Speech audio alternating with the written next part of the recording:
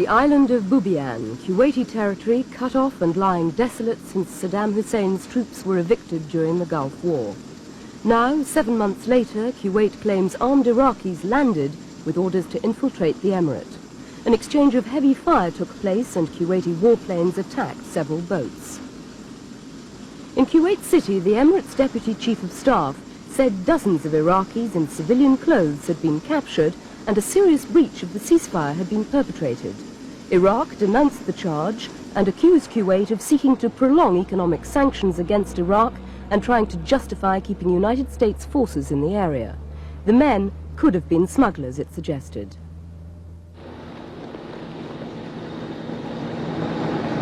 It was the first serious incident reported to the United Nations and investigated by their Iraq-Kuwait observer mission, UNICOM, stationed on the spot.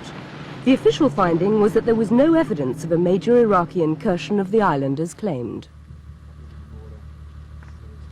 The 300 observers on the mission work in teams of 5. They're drawn from 36 member states of the UN, including, for the first time, all 5 countries in the Security Council. And so far, their presence has been very effective. All Kuwaitis, as well as Iraqi, are very friendly towards United Nations personnel, asking maybe for some water, willing to shake hands, and to show their friendly relation toward the United Nations. Maybe I look like Saddam Hussein, but it's very safety for me when I'm in the Iraqi side. But of course, when I'm in the Kuwaiti side, I just wanted to show my flag. It is more safety for me. The observers operate from posts dotted along a vast demilitarized zone 160 kilometers long and 15 kilometers wide, eating into both Iraq and Kuwait, an area still littered with bitter memories for both sides. Patrolling this inhospitable area means watching for any hostile or potentially hostile action, monitoring aircraft movement for infringements and investigating any reported incidents. For the observers, much of the danger of unexploded mines has been eliminated. Canadian engineers have established safe tracks for the observers to drive over. However, blinding sandstorms and even boredom can be treacherous distractions. The problem is to keep up the how can I say, the interest, because people get used to the situation and then they lose the sense of danger, that there's a danger area. So we are repeating all these briefings, and we are trying to avoid any activity which creates problems for the officers. Okay, we'll take this route, The UN mission has been in operation since May, and life for these pioneer observers has been far from luxurious. Each post has 9 men assigned to it for a 7-day tour of duty. 5 man the post and the other 4 are on standby in Kuwait City.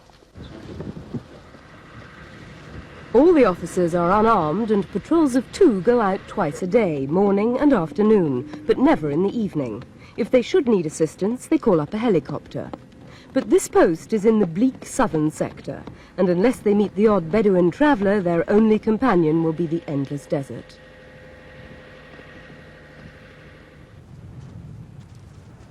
For the officers not on patrol, one of the key chores is ensuring the maintenance and smooth running of the camp's engine, the generator. With no permanent facilities here, the post's life depends on it. Charlie HQ, this is Charlie 6, radio check, over. In fact, the log sheet for the generator gets pride of place on a notice board listing all the men's duties, including the cooking. For the 5 men, living together in just one tent means a sharing of cultures they'd never otherwise know, and a sharing of precious commodities like water. Supplies come in by tanker every 3 days to serve all the makeshift conveniences.